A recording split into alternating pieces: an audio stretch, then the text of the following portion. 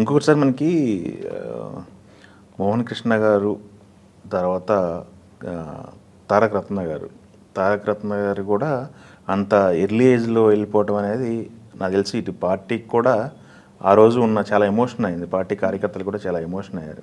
ఇప్పుడు తారక రత్న గారి ఫ్యామిలీ, ముగ్గురు పిల్లలు అంతా సెటిల్డా సార్?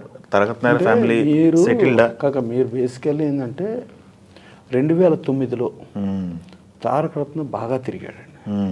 అంటే ఫస్ట్ కర్నూలు మీటింగ్లో మీరు చూసుకుంటే అప్పుడు బైరెడ్డి రాజశేఖర రెడ్డి గారు ఆ జిల్లా అధ్యక్షుడు, తెలుగుదేశం అధ్యక్షుడు.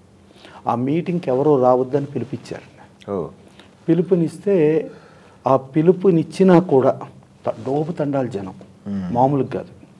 సరే నేను ఉన్న పక్కన జీప్ ఎక్కాం, ఇద్దరం ఎక్కాం. జీప్ ఎక్కిన తర్వాత ఆ జీపు ఆ ఎల్లయ్య ప్రాసనంలో వాళ్ళు మీద పడిపోవటంలో ఒక అతని మీద జీప్ ఎక్కేసిందండి. ఎక్కేస్తే అతని కాళ్ళు, చెయ్యి ఫ్రాక్చరు, తల నుంచి పగిలి బ్లడ్ కారుతాను. ఆ కారుతున్న వ్యక్తి పోనీ అయిందని అనుకోవచ్చు, కాదు, ఆ జీప్లో బానెట్ పుచ్చుకుని పైకి వచ్చి ఉంటే అప్పుడు తారక రత్న నుండి ముందు హాస్పిటల్లో ట్రీట్మెంట్ చేసుకో, ముందు అక్కడికి వెళ్ళు అంటే, నాకు నువ్వు చెయ్యి ఇచ్చే వరకు నేను ఎక్కడికి వెళ్ళను అంటే ఆ బ్లడ్ కారుతుందండి. ఆ చేతిని అతను చెయ్యి కలిపిన తర్వాత అప్పుడు అతను హాస్పిటల్కి వెళ్ళడానికి ఒప్పుకున్నాడు.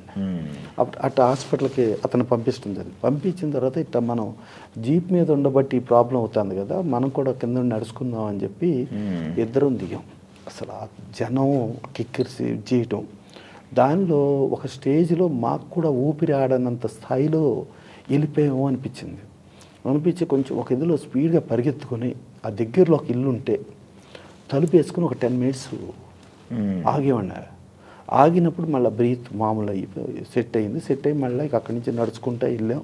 అసలు కర్నూలు అంతా మొత్తం నిండిపోయింది.